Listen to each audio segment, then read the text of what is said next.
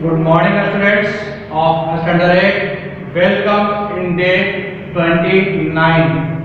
As you know that in day 28, I have discussed about the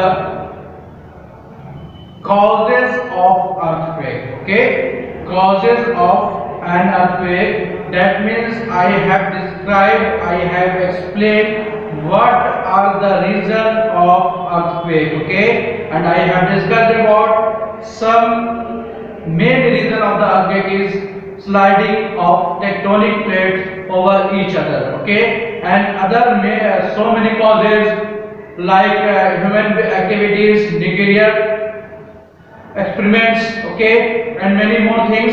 These are the causes of earthquake. Okay, so today I am going to start new topic, occurrence of earthquake. Okay, today's topic is occurrence of earthquake. So kindly request to all of you, sit with pen, notebook and your science book and turn page number 210 210 and see the topic occurrence of earthquake. Okay, an earthquake can be linked to the effect observed when a stone is thrown into water.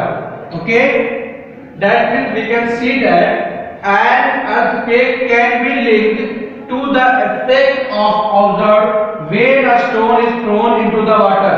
You have seen that when a stone is thrown in the water, then ripples are formed near the stones. Okay, and so many ripples are formed from the surrounding of the stone and it goes to the end of the water surface. Okay, after the stone hits the water, a series of concentric waves called ripple move outwards from the centers. Okay, when you hit a stone in the water, then concentric circles are formed, that is called ripples, and it started from the surroundings of the stone and it continuously forms concentric circles and it goes and it covers the last layer, last boundaries of the water, and ripples is clearly seen in near the stone, but these ripples are bigger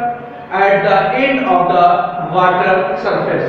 Okay, the same events occur in earthquake. Okay, in earthquake same phenomena happen. Okay, that means in earthquake also shaking is at the center and it shake goes from the center and it covers so many distances.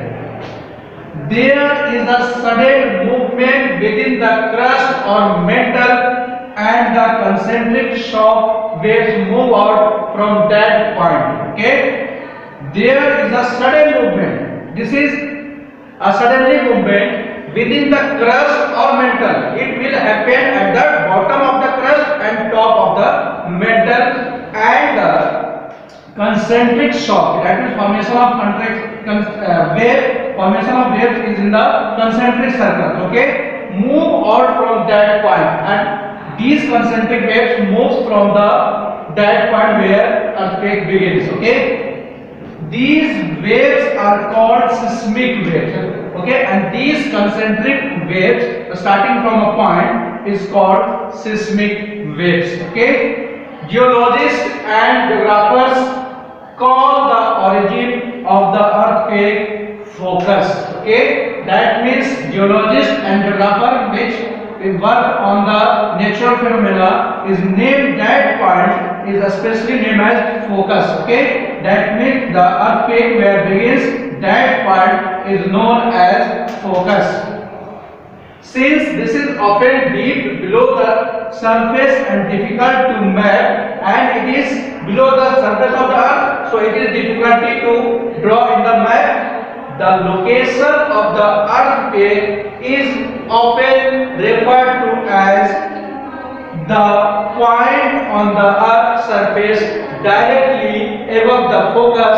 This point is called epicenter. Okay, suppose here this is crust layer of the earth. Okay, This is crust layer of the earth, and this is top layer, and this is bottom layer. And suppose that this is point where earthquake begins, so this is called focus.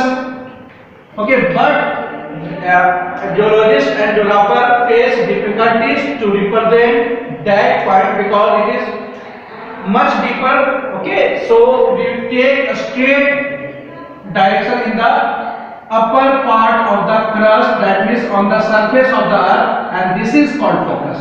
Actual focus is deeper in the earth surface, but we have taken on the map on the surface of the earth, which is perpendicular, which is parallel, which is parallel to the focus, actual focus point. Okay, so we can say that focus is in the deeper of the earth, but it is represented on the map on the surface of the earth. Okay, students, I have discussed here. This is the crust layer. Okay, there are three layers: crust, mantle core, and suppose that this is crust layer, that means uppermost layer of the earth, and the thickness of crust is divided into two parts: upper part and lower part.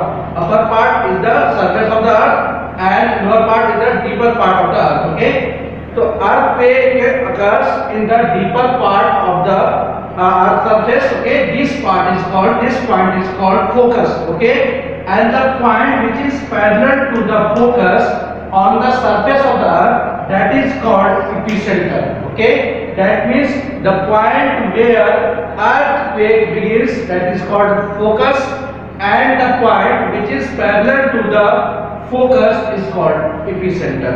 E-P-I-C-E-N-T-R-E, epicenter. Okay, greatest damage from an earthquake usually happens closest to the epicenter. Okay, that means the range of earthquake is greatest at the epicenter or focus. Okay, greatest damage from an earthquake usually happens closest to the epicenter. The strength of the earthquake decreases away from the epicenter, and when earthquake moves from the epicenter, then its strength is weaker than the original earthquake happening on near about the epicenter. Okay, the whole phenomena may last for just a few seconds, but this phenomena occurs for only few minutes, not it occurs for 3 minutes or 4 minutes. It just happened, that means earthquake occurs only for few minutes, 5 seconds or 10 seconds. Okay, the strength of or magnitude of the seismic waves, I have discussed about seismic waves, the waves which are formed in ripple shape. Okay, it is also called shock waves, determine the extent of the damage caused. Okay, listen once again. The strength or magnitude of the seismic waves determines the extent of the damage caused. That means the intensity of earth, the strength of earth is fully depends upon the ripples formation. Okay, if the ripples formation, that means ripples with seismic waves. Okay, seismic waves is near about the epicenter, then it is greatest earthquake. And if the seismic zone goes to and it is far away from the epicenter, then the earthquake occurs less. Okay, student, today I have discussed about occurrence of earthquake. Now it's time for your homework. Write down homework. Student, this is your homework for day 29. Today I have given only one question.